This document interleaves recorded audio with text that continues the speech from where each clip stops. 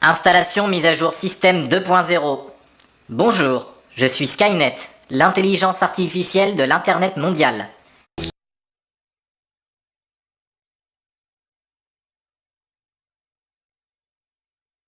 Initialisation conférence. Ouverture du fichier Pure Players.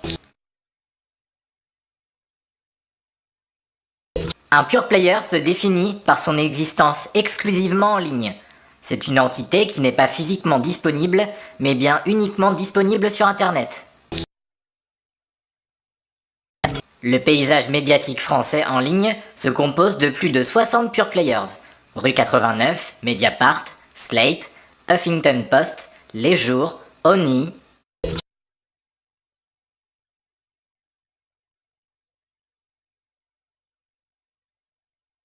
Tous les Pure Players n'ont pas la même approche.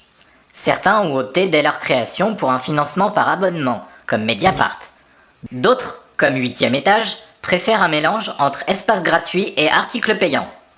Peu de Pure Players choisissent un modèle gratuit, uniquement financé par la publicité. D'autres encore ont misé sur la diversification des revenus, comme Rue 89.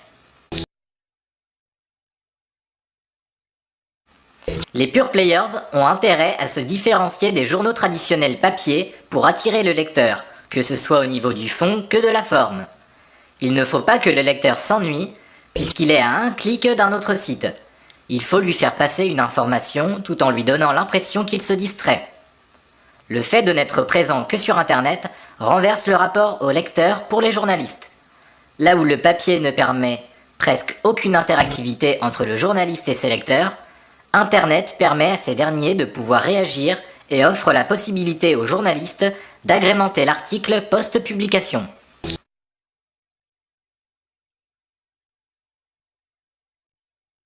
Les Pure Players occupent une place plus grande en France que dans les autres pays européens. En Allemagne ou au Royaume-Uni, par exemple, la presse traditionnelle a mieux résisté au tournant numérique et laissé moins d'espace pour l'apparition de nouveaux acteurs.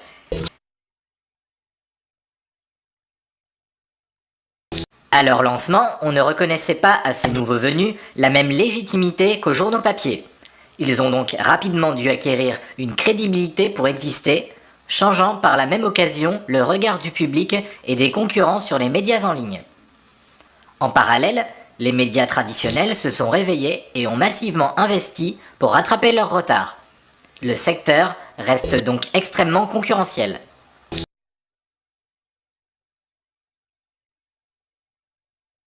Sorti des contraintes du papier, le web permet aux journalistes de pouvoir offrir de nouvelles formes narratives dans la façon de présenter l'information à leurs lecteurs. Pour rendre plus agréable et attractif le travail des journalistes, il y a une volonté de raconter l'information à travers des outils de présentation connus et maîtrisés des internautes, comme la vidéo, l'infographie, etc., sans pour autant sortir du traitement journalistique dans son fond.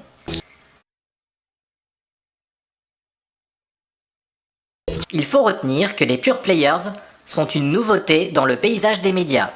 Ils sont à la fois le symptôme d'un secteur en crise, celui des médias dits traditionnels, et l'acte de naissance d'une nouvelle façon de créer, diffuser et consommer l'information.